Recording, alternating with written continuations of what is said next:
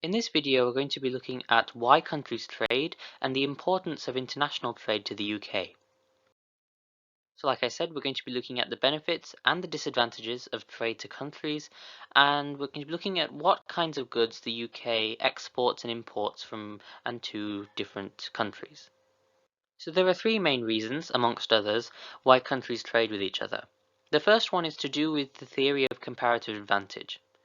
So countries trade with each other because some countries are likely to be more productive than others in producing certain goods and services. For example, Asian countries such as China and Vietnam have relatively cheap labor in comparison with Western countries, where trade union action, minimum wages, and health and safety regulations are all more prevalent. Therefore, manufacturing in China and Vietnam is cheaper than producing the same goods in other more developed countries. If the goods are cheaper to make, then the prices they are sold at to consumers are likely to be more competitive. In other words, they're likely to be lower than those of competitors overseas. Therefore, it makes sense for China and Vietnam to specialize in manufacturing. In other words, to concentrate on the manufacturing sector as opposed to other sectors. We see this in real life. In 2015, manufacturing and industrial sectors contributed to a massive 40% of China's GDP. And with regards to Vietnam, the textile sector is one of the biggest in Vietnam. The labor-intensive nature of this sector allows it to benefit greatly from low wages. Obviously, if these countries are producing goods more cheaply, consumers will likely want to buy these goods from these countries as opposed to buying domestic alternatives which may be more expensive. This is what we mean by the theory of comparative advantage. It is beneficial for countries to specialize in sectors or to specialize in producing goods for which they have a comparative advantage. These countries can then sell the goods that they produce to consumers abroad and can import goods and services that they don't make, which they've decided not to specialize in. This is therefore one reason why countries trade. There's also the fact that demand for goods and services not available domestically encourages trade.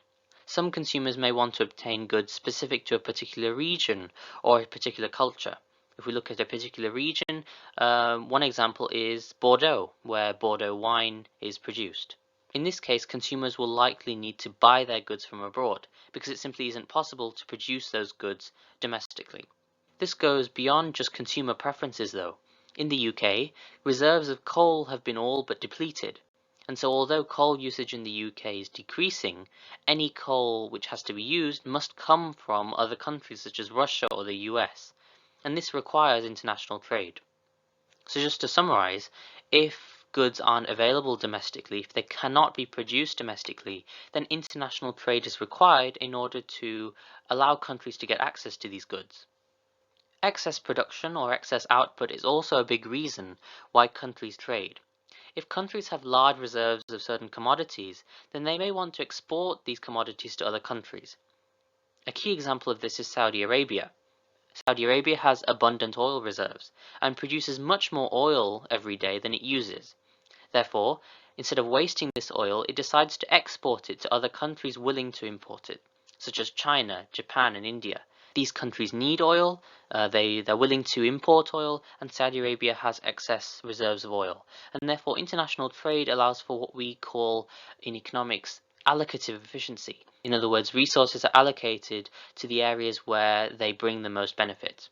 In this case, the excess reserves of oil are not as useful to Saudi Arabia as they are to these countries that want the oil, and therefore international trade, allowing this oil to reach the countries, to reach the areas where they're most needed, brings this allocative efficiency. This also applies if a country decides to specialize in producing goods and services they have a comparative advantage in. By specializing in producing these goods, it's likely that they'll produce excess output, and so they'll produce more of these goods than they will need to satisfy consumer demand domestically. And so international trade allows for these excess reserves, this excess production, to be traded. Now let's look at some of the main benefits of international trade. One of these benefits is the increase in choice consumers have.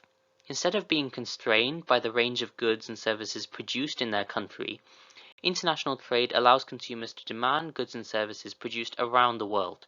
And so clearly there's an increase in choice for consumers, and this is a clear benefit. Another benefit is competition. By allowing international trade to occur, barriers at international borders that cocoon in individual countries and their producers are removed. This means that, assuming that there are limited to no tariff barriers, competition causes firms in different countries but in the same industries to compete to attract consumers from the same consumer base.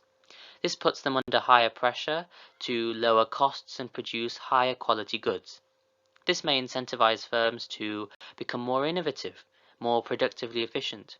Productive efficiency means producing goods using the minimum quantity of resources to keep costs down. And it may incentivize firms to produce better quality goods as well. Obviously, this is another benefit for consumers. International trade also allows the global community to benefit from specialization. By producing goods and services where they can be produced at the lowest cost, that's the whole idea around comparative advantage, the global economy will benefit from the increased productive efficiency. This also allows the world to make the best use of global resources, to allow global resources to be used in the most efficient way possible. The fact that countries specialize in a small number of sectors but produce vast quantities of goods and services in those sectors allows firms to benefit fully from economies of scale. If you don't know what economies of scale are, please look at the video on economies of scale on this channel.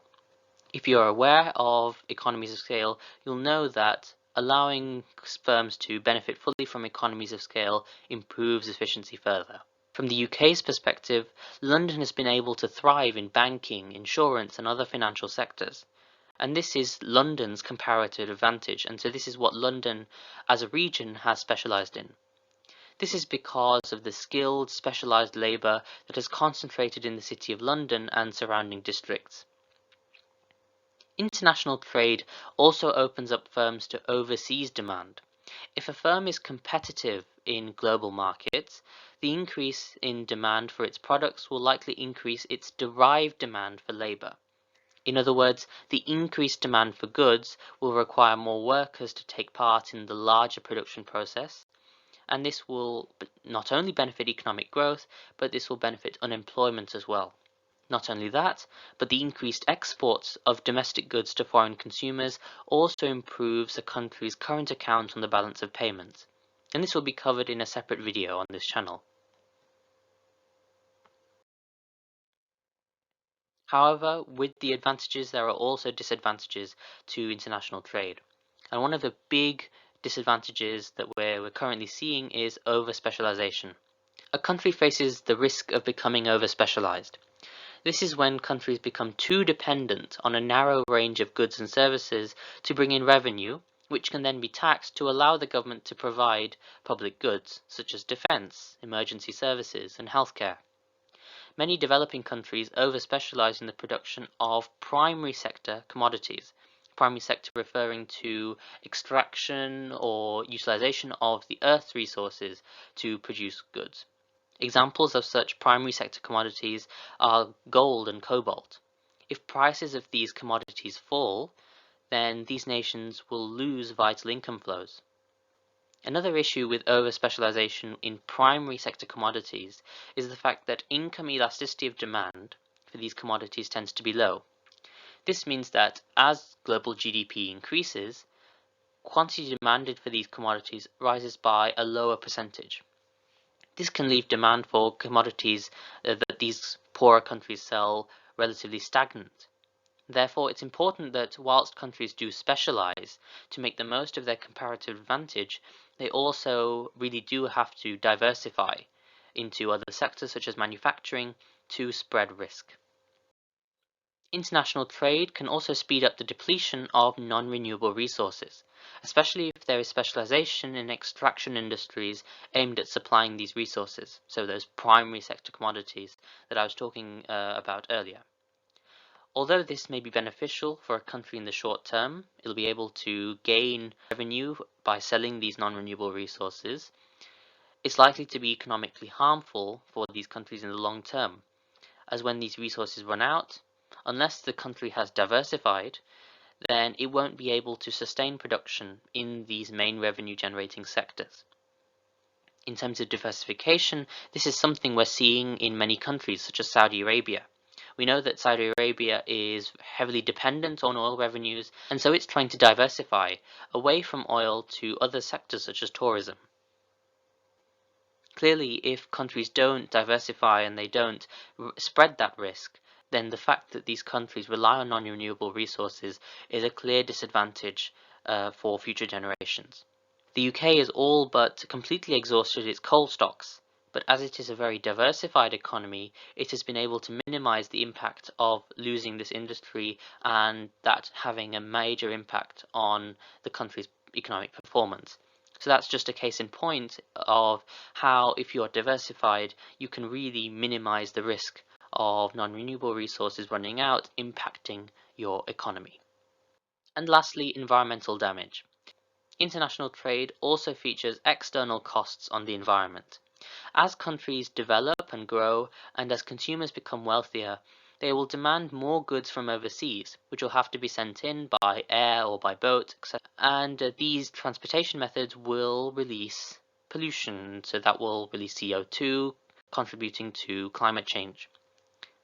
Again, as countries become wealthier, consumers become wealthier, they will want to travel to other countries more often by air, amongst many other environmentally harmful activities that they will want to do more of. Undoubtedly, this has the ability to increase carbon emissions and contribute to global warming. Here is a brief summary of the advantages and disadvantages I've just been talking about. If you wish to make notes on this, please pause the video. And now let's look to the UK. So we were talking about international trade featuring exports and imports of different goods and services, and this has quite a lot to do with specialization and comparative advantage. So let's look at what the UK imports and exports. The biggest exports of domestic goods to foreign consumers include financial services, cars, pharmaceuticals, mineral fuels including oil, and nuclear reactors and parts. And the biggest imports from abroad into the UK include precious metals and gems, including gold, machinery such as computers, again mineral fuels including oil, vehicles, and pharmaceuticals. So we've reached the end of this video. Here is a news article that applies to the topics discussed. Thank you very much for listening.